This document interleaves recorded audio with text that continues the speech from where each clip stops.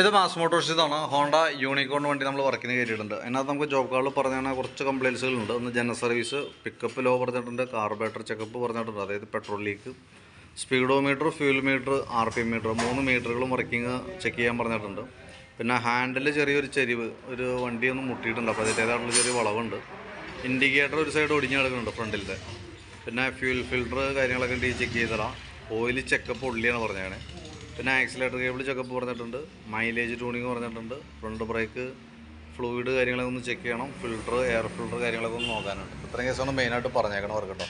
അപ്പോൾ നമ്മൾ വണ്ടി ഓടിച്ചു നോക്കി വർക്കിന് കയറ്റിയിട്ടുണ്ട്. വണ്ടിക്ക് ഓടിക്കുന്ന സമയത്ത് ഒരു തരി വലിയില്ല, ക്ലച്ച് ഡിസ്ക് കംപ്ലൈൻ്റ് ആയിട്ട് വണ്ടി വെറുതെ റേസ് ആവണുള്ളൂ, വണ്ടി മൂവ് ആവണില്ല.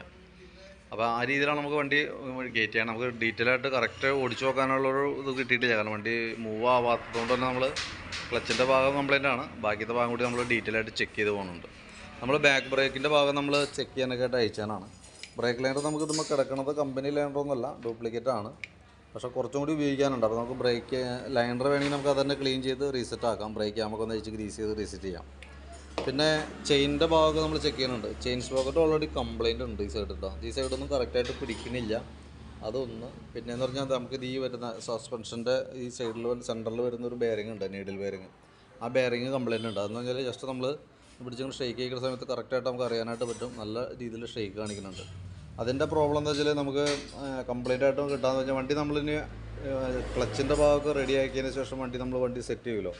സെറ്റ് ചെയ്ത് വണ്ടി മൂവ് ആവുന്ന സമയത്ത്, വണ്ടി എടുക്കുന്ന സമയത്ത് ആക്സിലേറ്റർ കുറച്ചിട്ട് കൊടുക്കുമ്പോൾ ബാക്ക് സൈഡിൽ നിന്ന് ഒരു ഷെയ്ക്ക്, ഷിവറിങ് ഒക്കെ കാണിക്കും.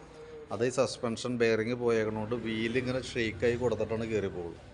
അത് രണ്ട് രീതിയിൽ പ്രശ്നമുണ്ട്. ഒന്ന് ചെയിൻ കൂടുതൽ കംപ്ലൈൻറ്റിലേക്ക് പോകും, പിന്നെയെന്ന് പറഞ്ഞാൽ വണ്ടിക്ക് ആ കറക്റ്റായിട്ടുള്ള ഒരു ഷിവറിങ് കാണിക്കുന്നതുകൊണ്ട് തന്നെ നമുക്ക് കാലുമൊക്കെ അറിയാനായിട്ട് പറ്റും, ശരിക്കും നല്ല രീതിയിലൊരു കുടച്ചിൽ പോലെ കാണിക്കും. അപ്പോൾ ചെയിൻ സ്പോക്കറ്റ് മാറ്റുന്നുണ്ടെങ്കിൽ ആ കൂട്ടത്തിൽ ചെയ്താലും മതി. അതല്ലെങ്കിൽ നമ്മളിപ്പോൾ സസ്പെൻഷൻ ബെയറിങ് മാത്രം മാറ്റാനായിട്ട് അഴിച്ചു കഴിഞ്ഞാൽ പിന്നെ ചെയിൻ നമ്മൾ റീസെറ്റ് ചെയ്യുന്ന സമയത്ത് ഇപ്പോൾ കിടക്കുന്ന കണ്ടീഷനിൽ പോലും കിടക്കില്ല, നല്ല രീതിയിൽ സൗണ്ട് ആയിരിക്കും. പിന്നെ അതേപോലെ ഇവിടുത്തെ സെൻട്രൽ ഷോക്കിൻ്റെ ഇവിടെ വരുന്ന മോണോ ഷോക്കിൻ്റെ ഇവിടെ വരുന്ന ഒരു ആ ബുഷ് കംപ്ലൈൻ്റ് ആണ്, വെറുതെ കിടന്ന് അടിക്കുന്നുണ്ട്, തന്നെ വെറുതെ ഷെയ്ക്കാണ്. അപ്പോൾ അതൊന്ന് അഴിച്ചു കഴിഞ്ഞാൽ നമുക്ക് ആ ബുഷ് മാത്രമായിട്ട് കിട്ടും, അത് ലേത്തി കൊടുത്ത് നമുക്ക് അടിച്ചെടുക്കാവുന്നുള്ളൂ. അപ്പോൾ ബാക്കിൽ ചെയ്യുകയാണെങ്കിൽ നമ്മൾ എന്തൊക്കെ ചെയ്യണം? ബാക്കിലത്തെ ഷോക്ക് അബ്സോർബർ ബുഷ് അടിക്കണം, മോണോ ഷോക്കിൻ്റെ ബുഷ് അടിക്കണം, ചെയിൻ സ്പോക്കറ്റ് മാറണം, സസ്പെൻഷൻ ബെയറിങ് മാറ്റി സെറ്റ് ചെയ്യണം. അപ്പോഴാണ് ആ ബാക്കിലത്തെ വർക്ക് കംപ്ലീറ്റ് ആവുള്ളൂ. പിന്നെ നമുക്ക് ഈ സൈഡിലേക്ക് വരുമ്പോൾ ചെയിൻ അഡ്ജസ്റ്ററിൻ്റെ ഇവിടുത്തെ പ്ലേറ്റ് ഓൾറെഡി ഇല്ല, അതിനകത്തുള്ളത് വേറൊരു മോഡലാണ്, അത് അതിൻ്റെ അല്ല ശരി. അപ്പോൾ അതൊന്ന് മാറ്റി ക്ലിയർ ചെയ്തിടാം. ബ്രേക്ക് ലൈനർ വേണമെങ്കിൽ നമുക്ക് അത് തന്നെ ക്ലീൻ ചെയ്ത് നമുക്ക് റീസെറ്റ് ആക്കാം. ഡ്യൂപ്ലിക്കേറ്റ് ആണ്, പക്ഷേ അതിൻ്റേതായിട്ടുള്ളൊരു വലിച്ചിലൊക്കെ കാണിക്കും ശരിക്കും. വേണമെങ്കിൽ നമുക്ക് അതന്നെ യൂസ് ചെയ്യാം. പിന്നെ ബാക്ക് ബ്രേക്കുമായി ബന്ധപ്പെട്ട് വേറൊരു പ്രോബ്ലം കൂടി ഉണ്ട്. നമുക്ക് അതിൻ്റെ ഈ ബാക്കിലത്തെ ബ്രേക്കിൻ്റെ പെഡൽ യൂണിറ്റ് ഫുട് റെസ്റ്റിനോട് ചേർന്നാണ് നിൽക്കുക. ഏകദേശം ഫുട് റെസ്റ്റ് ഈ ഭാഗത്തായിട്ട് വരും. ഡിസ്റ്റൻസ് ഒട്ടും ഇല്ലാത്തൊരു കണ്ടീഷനിൽ വരുമ്പോൾ ബ്രേക്ക് ചെയ്യാനായിട്ടൊരു ബുദ്ധിമുട്ട്, ബ്രേക്ക് കംഫർട്ടായിരിക്കില്ല. അത് വന്നേക്കണതിൻ്റെ കാരണം എന്ന് വെച്ചാൽ എനിക്ക് തോന്നുന്നു എനിക്ക് മുമ്പ് വണ്ടി ഇടിക്കുക എന്തോ ചെയ്തിട്ടുണ്ട്. ഇപ്പോൾ ഇവിടെ പൊട്ടിപ്പോയിട്ട് ഇവിടെ വെൽഡ് ചെയ്ത് കഴിഞ്ഞപ്പോൾ ഈ ഗ്യാപ്പ് ഇങ്ങടേക്ക് അടുത്തേക്കാണ്.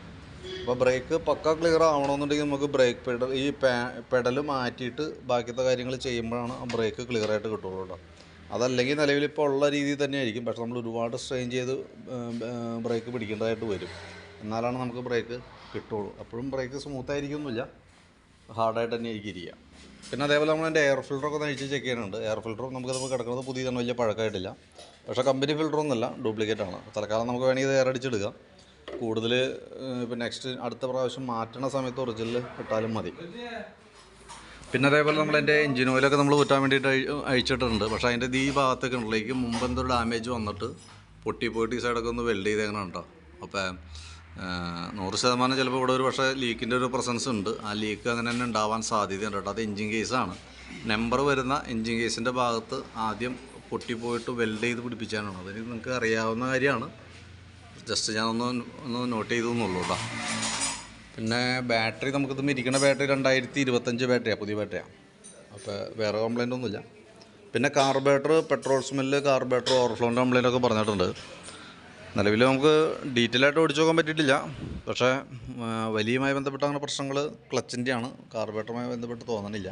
ഇപ്പോൾ കാർബറേറ്റർ അഴിച്ച് ക്ലീൻ ചെയ്യണം നല്ലതാണ്, പക്ഷേ എന്താ പ്രോബ്ലം എന്ന് വെച്ചാൽ ഇപ്പോഴത്തെ നമ്മുടെ പെട്രോളിൻ്റെ ഒരു രീതി വെച്ചിട്ട് ഇപ്പോൾ നമ്മൾ എത്തനോൾ മിക്സ് ചെയ്തിട്ടുള്ള പെട്രോളാണ് യൂസ് ചെയ്യുക, E20 പെട്രോൾ എന്ന് പറയും. അത് ഉപയോഗിക്കുന്ന വണ്ടികളുടെ കാർബറേറ്റർ ഓൾറെഡി കംപ്ലൈൻറ്റ് ഉണ്ടാവും. ഇപ്പോൾ പെട്രോൾ സ്മെല്ലെന്ന് പറഞ്ഞാൽ ചെറിയൊരു ലീക്ക് ഇവിടെ കാണുന്നുണ്ട്, ചെറിയൊരു നനവുതുമുണ്ട്. അപ്പോൾ അത് കൂടുതൽ പ്രോബ്ലം ഉണ്ടെങ്കിൽ അഴിച്ചാൽ മതി എന്നാണ് എൻ്റെ ഒരു അഭിപ്രായം. കാരണം എന്ന് വെച്ചാൽ ഇപ്പോൾ നമ്മൾ അഴിച്ച് ക്ലീൻ ചെയ്ത് റീസെറ്റ് ചെയ്ത് കഴിഞ്ഞാൽ ഇപ്പോൾ നിലവിൽ പെട്രോൾ ഓവർഫ്ലോൻ്റെ കാര്യമായിട്ടുള്ള പ്രോബ്ലം ഇല്ല. ചിലപ്പോൾ നമുക്കിത് ഗുണത്തേക്കാളേറെ ദോഷം വരാനാണ് സാധ്യത. ചിലപ്പോൾ എന്നല്ല 90% അതിന് തന്നെയാണ് സാധ്യത. കാരണം വെച്ചാൽ നമുക്ക് ഒട്ടുമിക്ക വണ്ടികൾക്കും പറ്റിയേക്കുന്ന കേസാണ്. ഇപ്പോൾ നിലവിൽ ഓൾറെഡി കംപ്ലയിൻ്റ് ആയിരിക്കും കാർബറേറ്റർ. നമ്മൾ അഴിച്ച് ക്ലീൻ ചെയ്യുമ്പോൾ ഇതെന്താ പ്രോബ്ലം എന്ന് വെച്ചാൽ ഇതേപോലെ അങ്ങനെ ഫംഗസ് പിടിച്ച പോലെയൊക്കെ ആയിരിക്കും അതിൻ്റെ ഉള്ളിലിരിക്കാം അലുമിനിയം. അപ്പോൾ അത് പൊളിഞ്ഞു പോയി കഴിയുമ്പോഴത്തേക്ക് ആ സീറ്റിങ് നഷ്ടപ്പെടുകയും പെട്രോളിൻ്റെ ഫ്ലോട്ട് വാൽവ് നടയുന്ന ഭാഗം ക്ലിയർ ആയിട്ട് അടയാത്തൊരു കണ്ടീഷൻ വരും. പെട്രോൾ ഇതിപ്പോൾ ഉള്ളതിനേക്കാളും ഉണ്ട്. ഇപ്പോൾ പെട്രോൾ ഓൺ ചെയ്യുമ്പോൾ തന്നെ താഴേക്ക് പൈപ്പ് തുറന്നു വിടുന്ന പോലെ രീതിയിൽ പോകാനുള്ള സാധ്യതയും കൂടുതലാണ്. അപ്പോൾ എൻ്റെ ഒരു അഭിപ്രായത്തിൽ കാർബറേറ്റർ ഇപ്പോൾ തൊടാതിരിക്കുന്നതാണ് നല്ലത്. പിന്നെ നിങ്ങൾ അഴിച്ച് ക്ലീൻ ചെയ്യാൻ പറയുകയാണെങ്കിൽ നമ്മൾ ഓൾറെഡി അഴിച്ച് ക്ലീൻ ചെയ്യാം. പക്ഷേ അങ്ങനെ എന്തെങ്കിലും ഒരു കംപ്ലയിൻറ്റ് വന്നാൽ കാർബറേറ്റർ അസംബ്ലി നമ്മൾ മാറ്റാൻ തയ്യാറായിട്ട് വേണം ഇത് അഴിക്കാനായിട്ട് കേട്ടോ. നമ്മളത് പറയണതിൻ്റെ കാരണം എന്ന് വെച്ചാൽ നമുക്ക് ഇതിക്ക് മുമ്പ് പല കേസുകളിലും അങ്ങനെ പറ്റിയേക്കണതാണ്. ഏകദേശം ഈ ദിവസങ്ങളിലൊക്കെ ആയിട്ട് മാറ്റിയേക്കണ കാർബറേറ്ററുകളാണ് ഇത് ഇരിക്കണത്, ആ പെട്ടിയിലിരിക്കുന്നത് കേട്ടോ. അപ്പോൾ അതുകൊണ്ടാണ് നമ്മൾ അങ്ങനെ ഒരു കംപ്ലയിൻറ്റ് ഇപ്പോൾ ചെയ്തെങ്കിലും കുഴപ്പമില്ല എന്ന് പറയണതിൻ്റെ റീസൺ. നോക്കിയിട്ട് പറഞ്ഞാൽ മതി, നമുക്ക് ആ രീതിയിൽ ചെയ്യാം. പിന്നെ ക്ലച്ച് ഡിസ്കിൻ്റെ കംപ്ലയിൻ്റാണ് നമ്മുടെ മെയിൻ പ്രോബ്ലം, വലിയില്ലാത്തതിൻ്റെ. അപ്പോൾ ക്ലച്ച് ഡിസ്ക് പ്ലേറ്റ് ഇതാണ്, അത് പോയി കിടന്ന് ഓടാൻ തുടങ്ങിയിട്ട് കുറച്ചായിട്ടുണ്ട്. അതിൻ്റെ ഈ വീലുകളൊക്കെ ഡാമേജ് ആയിട്ടുണ്ട്, ഈ സൈഡൊക്കെ ഡാമേജാണ്. ഈ 2 വീലും പോയിട്ടുണ്ട് കേട്ടോ. അപ്പോൾ അതെല്ലാം മാറ്റിയിട്ട് വേണം നമ്മൾ ക്ലച്ച് ഡിസ്ക് ഇട്ടാലാണ് റെഡി ആവുള്ളൂ. അപ്പോൾ ഞാൻ അതിൻ്റെയൊക്കെ ഡീറ്റെയിൽ എസ്റ്റിമേറ്റ് ഞാൻ ഇട്ടേക്കാം. പിന്നെ ഫ്രണ്ടിലേക്ക് വരുമ്പോൾ ബ്രേക്ക് പാഡ് സെറ്റ് നമുക്ക് കുറച്ചും കൂടി ഉപയോഗിക്കാനുണ്ട്. അപ്പോൾ ഒന്ന് അഴിച്ച് ക്ലീൻ ചെയ്തിട്ട് ബ്രേക്ക് ഫ്ലൂഡൊക്കെ ഒന്ന് ഫില്ല് ചെയ്ത് റെഡിയാക്കാം. പിന്നെ ഫ്രണ്ട് ടയറൊക്കെ തീർന്ന് നിൽക്കണം കേട്ടോ, ഒന്ന് ശ്രദ്ധിച്ചേക്കാം. ഇൻഡിക്കേറ്റർ ഓൾറെഡി പൊട്ടിപ്പോയിട്ടുണ്ട്. ഹാൻഡിൽ ബാർ ചെറിയൊരു വെൻ്റ് ഉണ്ട്. അതിനേക്കാളും ഒരു ഹെഡ്ലൈറ്റിൻ്റെ ബ്രാക്കറ്റൊക്കെ പൊസിഷൻ മാറിപ്പോയേക്കണമെന്നാണ് ഹാൻഡിൽ തിരിവ് അത്രയും കൂടുതലായിട്ട് കാണാനായിട്ടുള്ള കാരണം. ഹാൻഡിൽ ബാർ ലെവലിൽ നടക്കില്ല, ഒന്നോലെ മാറ്റി കളയാം, അതല്ലെങ്കിൽ അതേ സ്ഥിതിയിൽ തന്നെ നിർത്താം. പക്ഷേ ഈ ബ്രാക്കറ്റ് ബെൻഡ് ഉള്ളത് കൊണ്ടാണ് നമുക്ക് ആ കൂടുതലായിട്ട് വണ്ടി റൈറ്റ് സൈഡിലേക്ക് ചെരിവുള്ളതായിട്ട് തോന്നുന്നത്. അപ്പോൾ മെയിനായിട്ട് നമ്മൾ മാറ്റേണ്ട പാർട്സ് ഹെഡ്ലൈറ്റിൻ്റെ ബ്രാക്കറ്റ് യൂണിറ്റാണ്. അത് മാറ്റിയിട്ട് കഴിഞ്ഞാൽ ഒരു പരിധി വരെ ആ ഹാൻഡിലിൻ്റെ ചെരിവ് നമുക്ക് അത്രയും ഫീൽ ആവില്ല. എന്നാൽ പോലും ചെറിയൊരു ചെരിവുണ്ട്, അത് നമ്മൾ അംഗീകരിക്കുന്നു. പക്ഷേ അത് നമുക്ക് ലെവലിൽ നടക്കില്ല. മാക്സിമം നിങ്ങൾ ഉപയോഗിക്കുക, നോക്കിയിട്ട് പറ്റില്ല എന്നുണ്ടെങ്കിൽ അത് ഹാൻഡിൽ ബാർ മാറ്റി കളയാനാണ് പറ്റുള്ളൂ. പിന്നെ ഹെഡ്ലൈറ്റിൻ്റെ ഉള്ളിലെവിടെ പൊട്ടിയിട്ടുണ്ട്, ഈ സൈഡ് നമ്മൾ അഴിച്ചിട്ടില്ല. ഇതിൻ്റെ ഉള്ളിൽ ഇതൊക്കെ നല്ല രീതിയിൽ ഷെയ്ക്ക് ആവണമുണ്ട്. എവിടെ പൊട്ടൽ വന്നിട്ടുണ്ട്, നമുക്ക് അഴിച്ചു നോക്കിയാൽ അറിയാൻ പറ്റുള്ളൂ കേട്ടോ. പിന്നെ മൺകാർഡ് ഈ സൈഡൊക്കെ പൊട്ടിയിട്ടുണ്ട്, ഇവിടെയൊക്കെ പൊട്ടിയിട്ടുണ്ട്. മൺകാർഡിൻ്റെ ഭാഗം, ഇത് ബോൾട്ട് ചെയ്യുന്ന ഭാഗം. ക്രാഷ് കാർഡ് ഓൾറെഡി ബെൻഡായിട്ടുണ്ട്. അപ്പോൾ അതൊന്ന് ലെവൽ ചെയ്യുന്നുണ്ടെങ്കിൽ നമുക്ക് ഈ സൈഡൊക്കെ ഒന്ന് വെൽഡ് ചെയ്ത് ബലപ്പെടുത്തിയാൽ നമുക്ക് തന്നെ പെയിൻ്റ് അടിച്ചെടുക്കാവുന്നേ ഉള്ളൂ കേട്ടോ.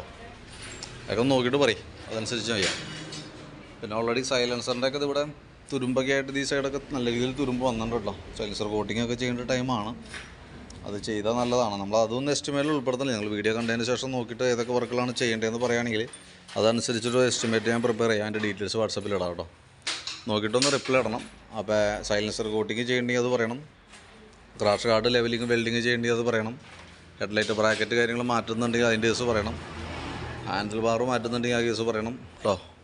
മൺകാർഡ് ഇവിടെ ഓൾറെഡി മൺകാർഡ് ഇപ്പോൾ തൽക്കാലം പൊട്ടി, എന്തേലും തൽക്കാലം അങ്ങനെ നിൽക്കട്ടെ, മാക്സിമം ഉപയോഗിച്ചിട്ട് മതി. പിന്നെ അതേപോലെ തന്നെ ചെയിൻ സ്പോക്കറ്റ്, സസ്പെൻഷൻ ബെയറിങ്, ഷോക്കിൻ്റെ ബുഷ്, അതെല്ലാം നോക്കി ആദ്യം വീഡിയോ കാണാം. കണ്ടതിന് ശേഷം നോക്കിയിട്ട് ഏതൊക്കെ ചെയ്യേണ്ടതെന്ന് വെച്ചാൽ കൃത്യമായിട്ട് നോക്കിയൊന്ന് പറയാം. അതനുസരിച്ച് നമുക്ക് വർക്ക് ചെയ്യാം. ഓക്കെ.